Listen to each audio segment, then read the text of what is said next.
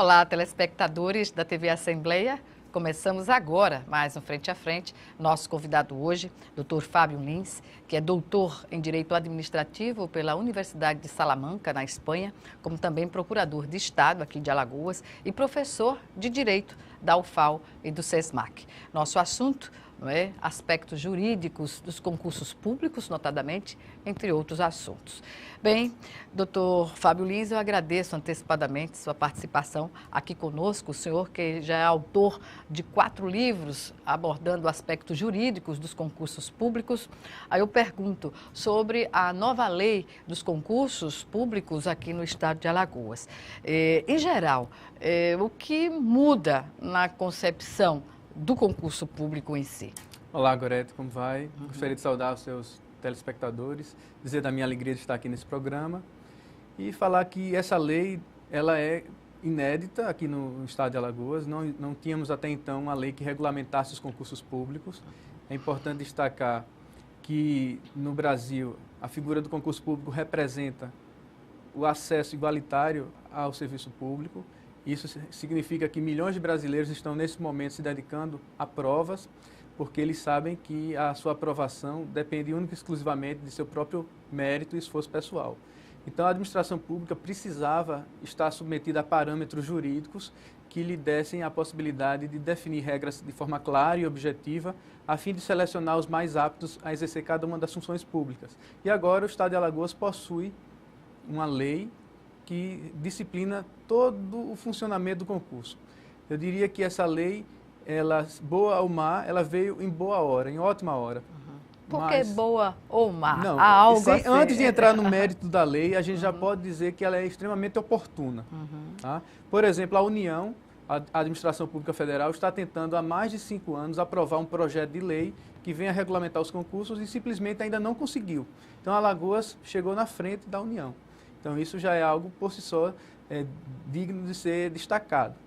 Em relação ao mérito da lei, evidentemente que ela traz inúmeras conquistas, ela consolida diversos entendimentos que até então eram doutrinários ou jurisprudenciais, e essa lei traz, então, para o direito positivo, para o texto mesmo legal, situações em que protegem os candidatos, mas, por sua vez, também dão à administração pública uma certa previsibilidade. Tranquilidade, uma tranquilidade. Para todos os concursos, a gente observava que até então haviam recursos intermináveis, dos próprios concursados, não é? Isso.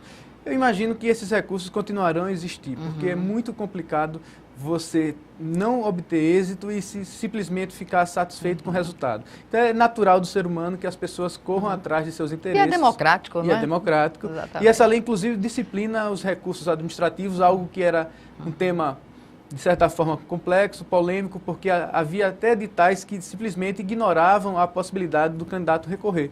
Agora, a lei diz expressamente que em todos os concursos, em todas as fases do concurso, existe a possibilidade do candidato interpor recurso administrativo da decisão. Pois bem, mas, no geral, o que é que o senhor elencaria como diferenças que vão dar a essa nova lei esse respaldo, não só jurídico, como também do ponto de vista popular, que as pessoas e o Estado também entendam assim?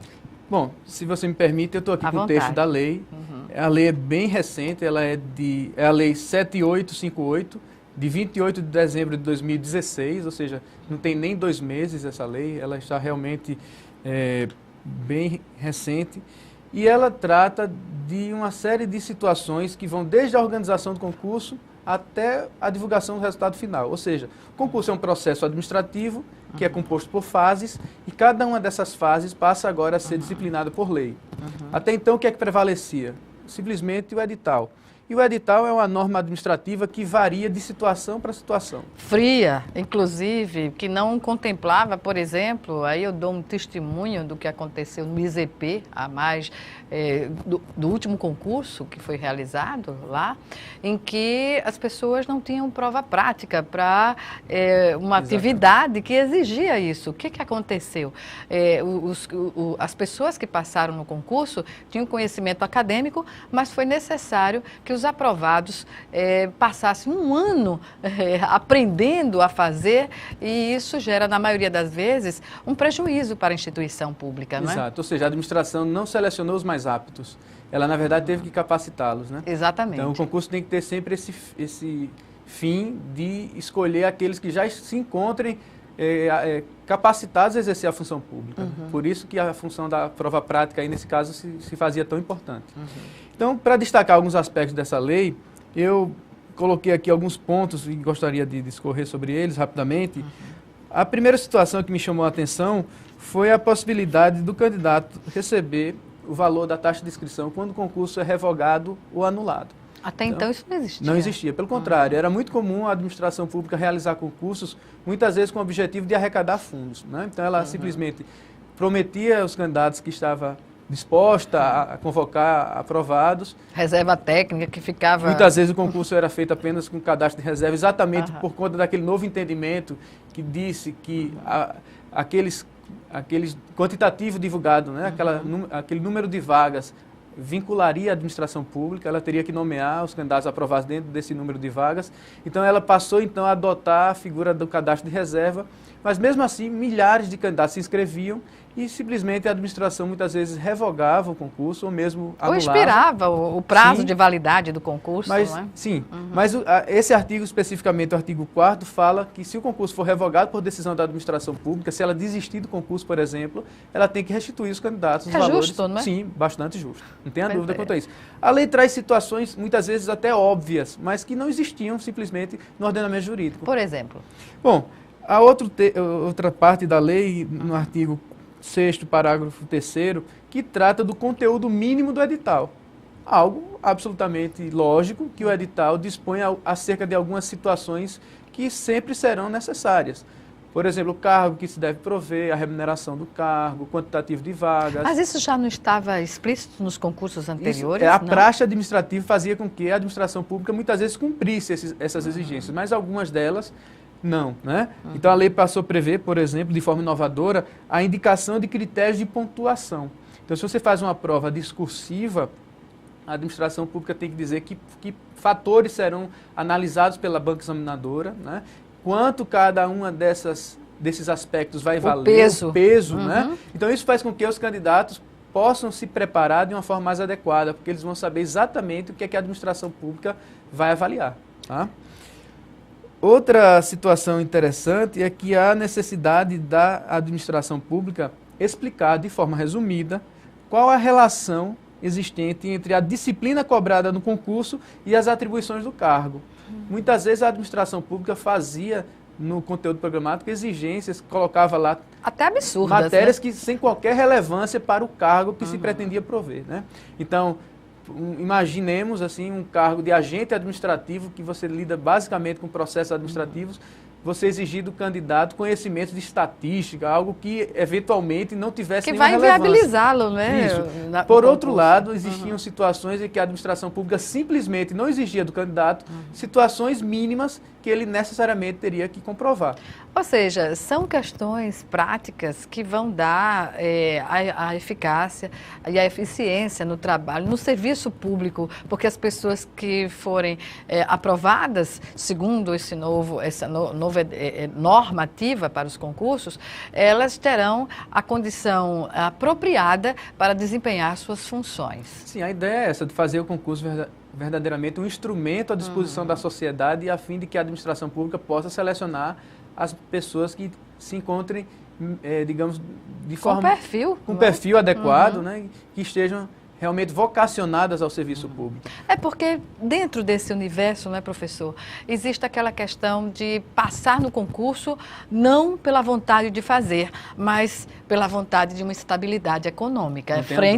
E justamente num período como esse que vive o país de uma grave crise econômica. Isso é o que eu chamo de mercantilização do concurso público. Nós acabamos por desconsiderar o que realmente as pessoas querem, a vocação real daquela pessoa, se aquela pessoa é vocacionada para o serviço público, para a atividade privada, né? Simplesmente o que se leva em consideração é o salário.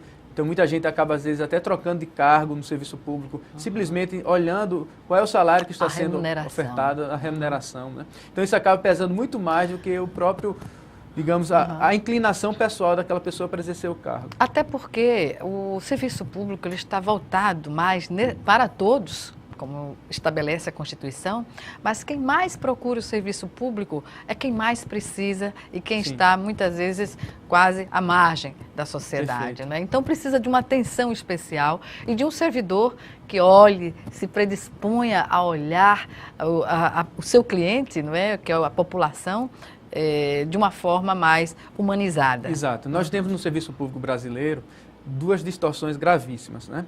Primeiro, algumas profissões são muito mal remuneradas. Então, você ganha muito mais no mercado, né, na atividade privada, do que no serviço público. Então, simplesmente, as pessoas não têm interesse em exercer esses cargos. E quando tem, não são as pessoas mais aptas, muitas vezes isso acontece, né? Então, não há, por exemplo, em relação à área de saúde, o tratamento que muitas vezes deveria haver, né, por parte das administrações públicas em todos os lugares do Brasil, né? Isso aí é algo generalizado. Então, as pessoas preferem muitas vezes dedicar o seu tempo a exercer atividades que vão lhe trazer um retorno mais adequado. Por outro lado, né, existem outras carreiras que no serviço público os salários são tão atraentes, atrativos, que fazem com que as pessoas que muitas vezes poderiam desempenhar brilhantemente suas atividades na iniciativa privada acabem optando pelo serviço público exatamente por conta dessas remunerações. Desse apelo da remuneração, não é?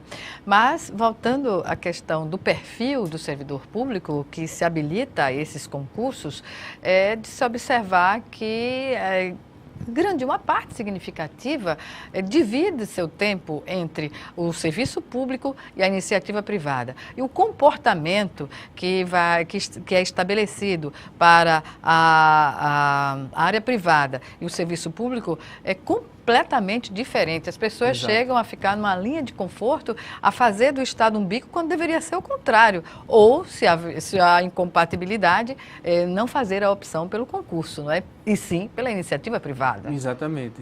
A ética no serviço público é algo que deve ser levado muito a sério, né?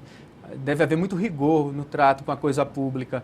Então, aqueles que exercem cargos públicos têm que sempre estar muito atentos às situações em que eles possam estar em situações de conflito com questões muito relevantes para a sociedade. Pois é, quando surgiu a oportunidade de se discutir, por exemplo, a relação de médicos, profissionais que trabalham nos postos de saúde, numa placa de boa visibilidade, todo mundo reage, porque as pessoas correm demais e dão menos carga horária do que poderia dar o que estabelece o concurso nessas unidades de saúde. A gente sabe muito bem. Uma coisa que não é nada absurda de se ver em outros países, por exemplo, não é? Onde, em alguns estados também, que já introduziram essa forma de controle sobre a presença do servidor, não é? Sim, é a questão também da lei da oferta e da procura, né? Em outros países há um equilíbrio muito maior entre serviço público e iniciativa privada.